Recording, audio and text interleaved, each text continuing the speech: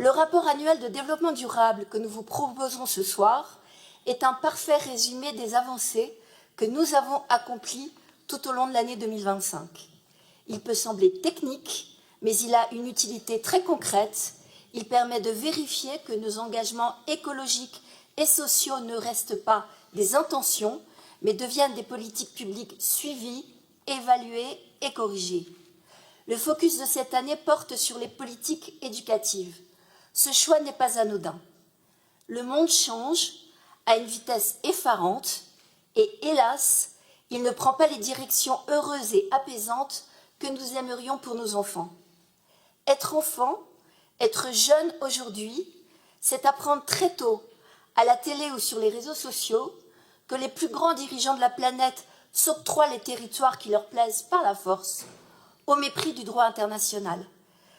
C'est apprendre que les enfants peuvent mourir sous les bombes par dizaines de milliers, sans que les forces internationales ne parviennent à arrêter ces massacres. C'est apprendre que les plus hautes autorités de notre pays parlent à nouveau du devoir de mourir à la guerre, que la planète se réchauffe, se fâche, et que ce réchauffement engendre de plus en plus d'épisodes climatiques mortifères pour tout le vivant.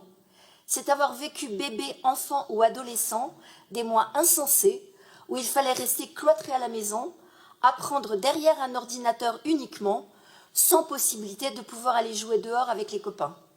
Pas étonnant dans ces conditions que la récente étude menée par la Mutualité française, les instituts Montaigne et Terram, indique en septembre 2025 que 25% des jeunes interrogés souffrent de dépression. Les jeunes aujourd'hui sont angoissés par leur avenir. À Montreuil, nous ne pouvons évidemment pas apporter de solution à toutes les causes qui génèrent cette angoisse profonde.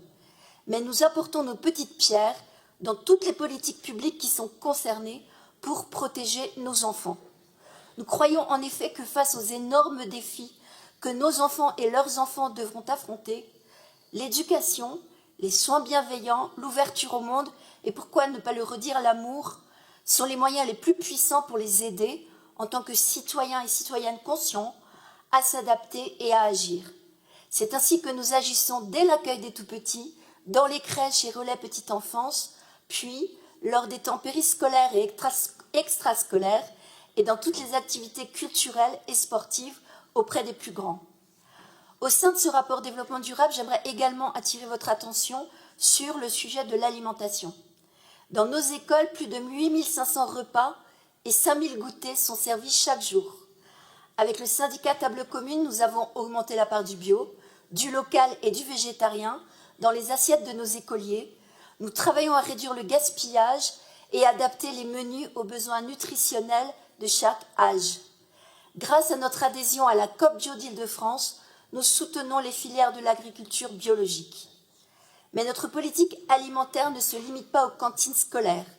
Soutien aux associations, développement des jardins partagés, dispositifs d'accès à l'alimentation pour les publics les plus précaires, toutes ces actions répondent à cette réalité insupportable. Dans notre ville, comme dans tout le département, une part importante des habitants est exposée à la précarité alimentaire. L'enjeu n'est donc pas seulement environnemental, il est aussi social et démocratique. Dans cette optique, nous avons inauguré l'an dernier Montreuil Solidarité Alimentaire, une plateforme logistique dédiée à l'aide alimentaire, faite avec les acteurs de l'aide alimentaire de notre ville. Ce fonctionnement montre également la méthode que nous avons privilégiée, la coopération. Travailler avec les habitants, les associations, les commerçants et les producteurs est la méthode nécessaire non seulement pour s'assurer de la pérennité des actions, mais aussi pour renforcer la démocratie locale. La transition écologique et sociale ne peut fonctionner que si elle est partagée par toutes et tous. À cette condition, elle assure l'efficacité dans la durée du service public. Le développement durable, comme on peut tout mettre dedans, du coup, il y a absolument de tout dans ce rapport, dans le désordre en plus, donc ça c'est très très étonnant. La dernière partie sur l'économie circulaire et résiliente, il y a 3 lignes sur le réemploi, il y a sur les soutiens aux structures locales, il y a le fait qu'il y ait eu un nouveau barnum dans une structure et une frise en préparation au mur à pêche. Parce qu'en fait, ce rapport développement durable 2025 parle de choses qui ont été faites en 2022, en 2023, en 2024, parfois en 2025, qui seront éventuellement faites en 2026. Ça parle de choses qui sont faites par la ville, de choses qui sont faites par d'autres. Et donc, en fait, on ne voit plus très bien en fait, en quoi c'est un rapport développement durable. Et puis, alors, page 55-56, je pense qu'il y a un copier-coller malencontreux parce que terminé par l'orientation scolaire dans la partie sur l'économie circulaire et résiliente, j'avoue que j'ai cherché et je n'ai pas compris. Donc, je ne sais pas. Voilà. Et puis, juste, j'espère que la ligne 202, elle n'a pas 4000 voyageurs par mois, mais par jour, parce que sans ça, on risque de la perdre. Plus sérieusement, en fait, puisque dans ce rapport développement durable, vous parle aussi évidemment de l'action sociale et puis de l'accueil, de la façon dont on essaye d'aider les populations les plus précaires.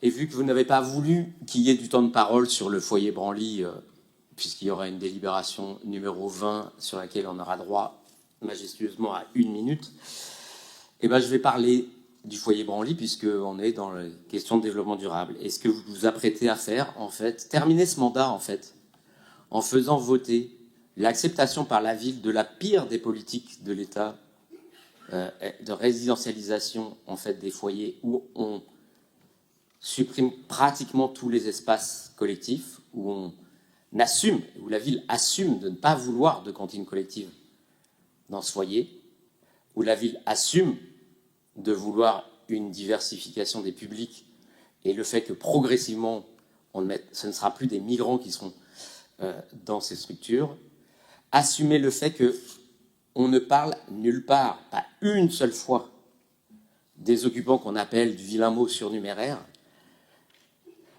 Au moins à Bara, grâce au travail de desserrement qui avait été fait sous la mandature de Dominique Voynet, pour 410 résidents en titre, environ 520, 530 ont été officiellement relogés. C'est-à-dire qu'on a pris en compte des personnes qui n'étaient pas des résidents en titre.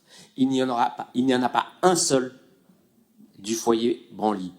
Vous êtes en train de préparer la mise à la rue de dizaines de migrants, les plus précaires, ceux qui sont hébergés, sachant que dans les nouvelles règles, en plus de la résidence sociale, on n'a même plus le droit d'accueillir quelqu'un dans sa chambre. Vous êtes en train de préparer, en fait, et vous allez nous dire peut-être si vous avez déjà l'adresse du squat que vous allez ouvrir pour refaire un 138 rue de Stalingrad, où viendront dépérir ceux qui n'auront pas pu rejoindre la nouvelle résidence sociale du foyer Branly.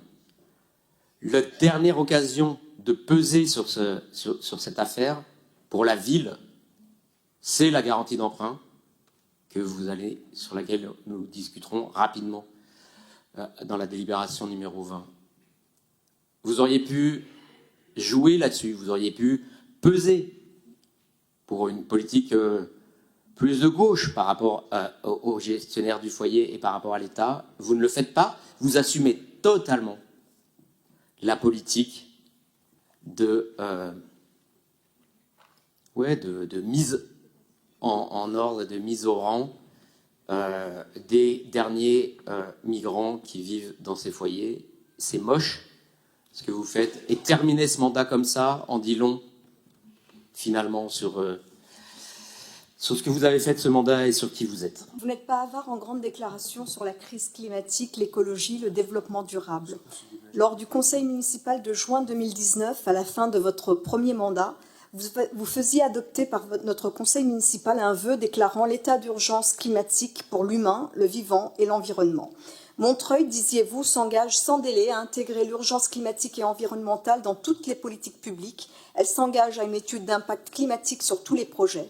C'était 2019, nous sommes en 2026 Et j'ai voulu lire le rapport sur la situation en matière de développement durable qui nous est présenté ce soir à l'aune de ces engagements solennels pris en matière d'urgence climatique. S'agissant de l'adaptation au changement climatique de notre ville, je crois pouvoir dire sans grande difficulté que le compte n'y est pas. En matière scolaire, par exemple, s'agissant des cours oasis et des cours végétalisés, en 2025, rien n'a été fait. Quand on élargit le spectre, on se rend compte qu'en 12 ans de mandat, malgré l'urgence affichée, à Montreuil, seuls 9 cours d'école sur 52 sont végétalisés.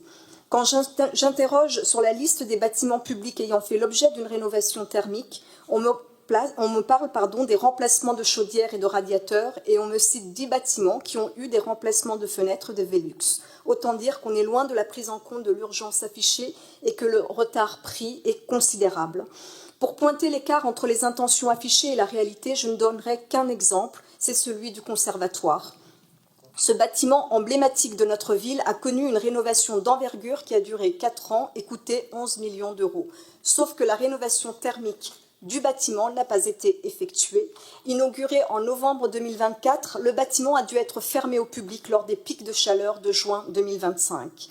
Le rapport sur le développement durable dépasse la question du changement climatique et embrasse des domaines tels que l'alimentation, les politiques éducatives, la solidarité.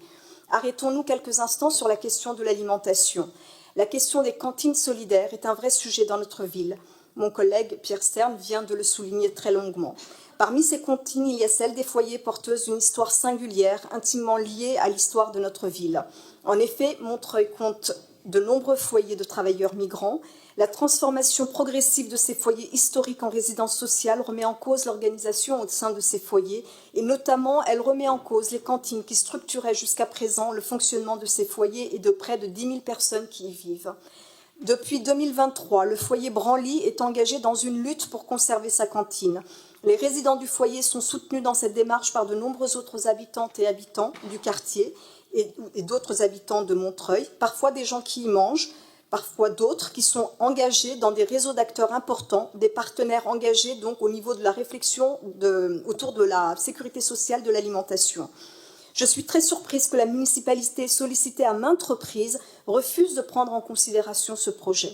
D'ailleurs, alors que la question alimentaire tient une place majeure dans ce rapport, pas une seule fois, il n'est fait référence aux cantines des foyers qui pourtant répondent à un enjeu d'intérêt général en permettant à des populations précaires, à des travailleurs migrants âgés, d'accéder à un repas chaud à partir de 2,50 €. Pourquoi traitez-vous avec autant de mépris une expérience d'auto-organisation alimentaire comme celle-là ?